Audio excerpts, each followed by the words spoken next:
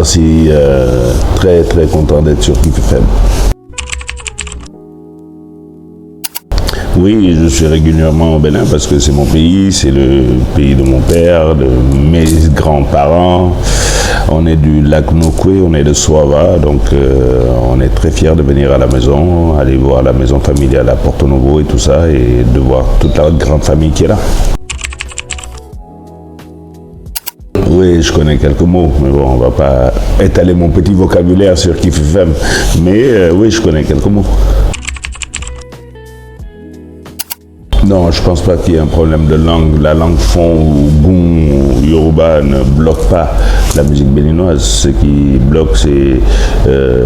d'abord, je ne me l'explique pas, mais je pense qu'il y a un travail à faire pour la découvrabilité des artistes béninois.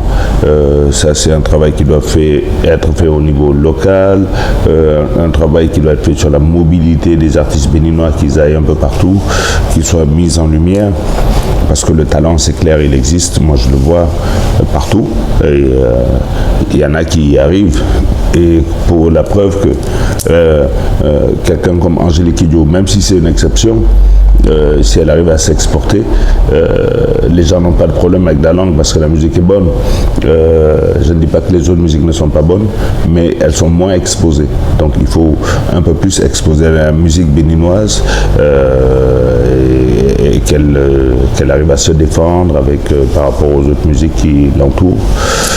Malheureusement, vous êtes sous influence ivoirienne d'un côté, culture très forte, et nigériane encore plus fort. Donc vous êtes dans un étau, mais il n'y a pas de raison que la musique béninoise ne continue pas de progresser et d'exploser partout dans le monde.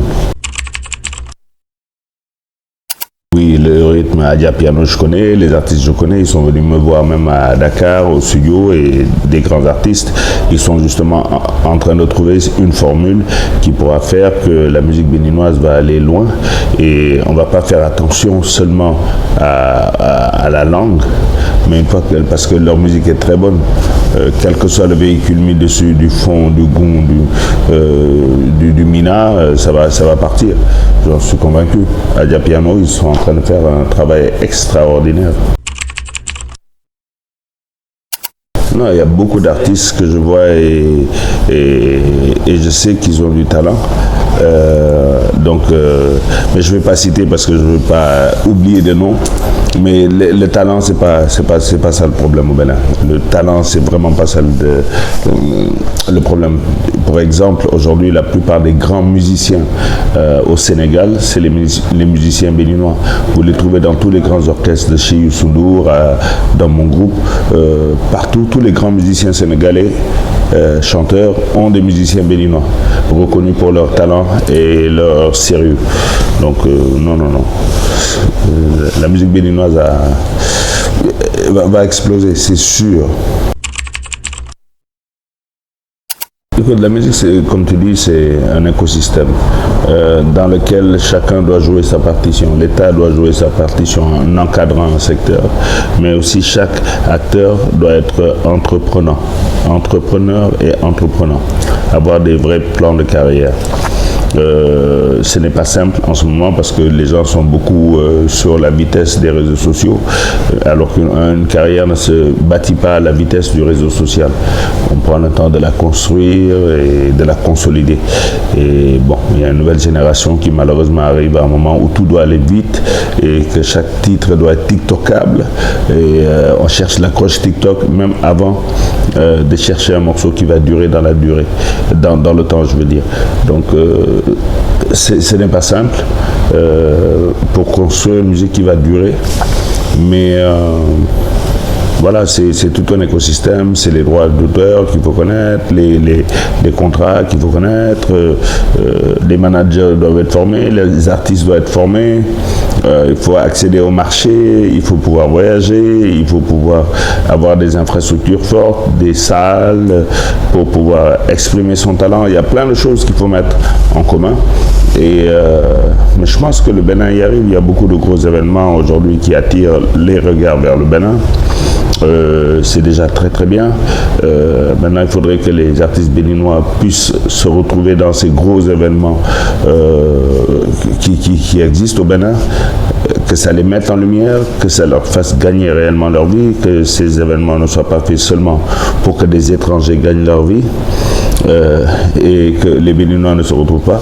Donc il y a ce truc, cet équilibre à trouver. Mais sinon, non, je pense qu'on a tout. Moi, je suis très content, par exemple, de l'exemple du FINAB, qui aujourd'hui réunit beaucoup d'artistes, expose beaucoup d'artistes. Le FINAB qui arrive à amener des patrons de grands marchés, comme le Massa qui vient ici, donc qui voit des artistes, qui en détecte, qui en invite. C'est de ça qu'il s'agit. Visa for Music aussi, un des plus grands marchés au nord de l'Afrique, qui vient ici, qui voit des artistes, qui en invite. Moi, chaque année, je vois des troupes béninoises à Visa for Music, parce qu'ils ont été découverts, parce qu'ils ont été repérés. Et c'est ça qui est intéressant. Les réseaux sociaux, vous n'avez pas besoin d'être chanteur, rappeur, danseur pour exploser. Les réseaux sociaux, c'est le monde virtuel. C'est pas le monde réel. Les réseaux sociaux peuvent renforcer le monde réel, mais c'est d'abord un monde virtuel. Donc, certains ont un énorme succès sur les réseaux sociaux et ils ont des millions de vues et ils deviennent des influenceurs. Un influenceur n'est pas forcément un artiste. Un artiste peut être influenceur. Le contraire, pas forcément. Un artiste peut être influenceur. Un influenceur n'est pas forcément un artiste. Maintenant, il arrive que les deux vont ensemble. Et là, c'est tant mieux. Parce que tu profites d'une grosse Mais c'est pas parce que tu as une grosse communauté que si tu fais un concert, tu vas remplir le stade. Tu peux avoir 1 million, mais tu auras du mal à faire 1000 personnes dans une salle. C'est ça le revers de la médaille. Donc, il ne faut pas se baser sur ça. Nous, on vient d'une époque où il n'y avait pas de réseaux sociaux. Mais aujourd'hui, on arrive quand même à tourner. Pourquoi? Parce qu'on a une vraie communauté qui est dans le monde réel, pas dans le monde virtuel. Donc, il faut se construire une communauté dans le monde réel et utiliser les réseaux sociaux pour renforcer l'image et la communication, son personal branding, sa marque personnelle, mais ne pas penser qu'il faut tout mettre sur les réseaux sociaux. Et il faut tout faire pour que justement les réseaux sociaux aussi, sur les réseaux sociaux, on puisse monétiser nos talents. Et ça, c'est un combat beaucoup plus large et qui ne peut pas se faire juste avec le Bénin seul, ça doit se faire avec tout le monde, avec beaucoup de pays qui se mettront ensemble pour défendre l'intérêt de nos pays au niveau de YouTube, au niveau de TikTok, des réseaux sociaux comme tu dis, pour qu'on puisse monnayer notre talent réellement, monétiser le talent. J'ai pas de regrets principalement avec les artistes avec qui j'aurais voulu travailler. Mais il y en a que j'aurais bien aimé faire. Bon, là, c'est impossible. Comme tout artiste engagé, tu rêves de faire un truc avec Bob Marley. Bon, sur l'Afrique, les deux artistes engagés qui sont mes grands frères et mes amis, c'est Alpha Blondy et Tikenja. On a déjà fait des collaborations, donc là c'est déjà gagné. Avec qui, aux États-Unis, il y a un rappeur qui s'appelle Rakim. C'est mon idole absolue. J'aimerais bien faire ça. Sinon, je prends les featuring au cas par cas. Mais ça doit être un feeling partagé. Je ne ferai pas un morceau avec quelqu'un juste parce qu'il a un nom. C'est parce que je sens ce qu'il fait, il sent ce que je fais et qu'il y a une relation humaine vraie. Ce ne sera pas par intérêt en tout cas. Non, l'engagement, je ne dirai jamais à un artiste il faut être engagé. Non. Si tu es engagé, c'est ton ADN, c'est dans ton âme, tu es quelqu'un d'engagé, donc tu vas t'engager. On ne te demandera pas de prendre position, tu vas prendre position. Maintenant, il y a des pays où la liberté d'expression, c'est un vrai problème, c'est un vrai souci. Les gens ont peur de s'engager. Et donc, je ne peux pas prendre la responsabilité de dire à quelqu'un, va t'engager, engage-toi politiquement. Nous, on le fait parce que on vient d'une époque où on a été obligé de nous engager politiquement et socialement. parce qu'on s'est dit, on ne peut pas faire autrement. Donc on l'a fait. Mais c'est un choix personnel, une responsabilité personnelle et individuelle. Maintenant, moi je considère que quand on vit quelque part et qu'il y a des situations et qu'on est un privilégié, on doit pouvoir se retourner, être solidaire des gens qui sont moins privilégiés que nous.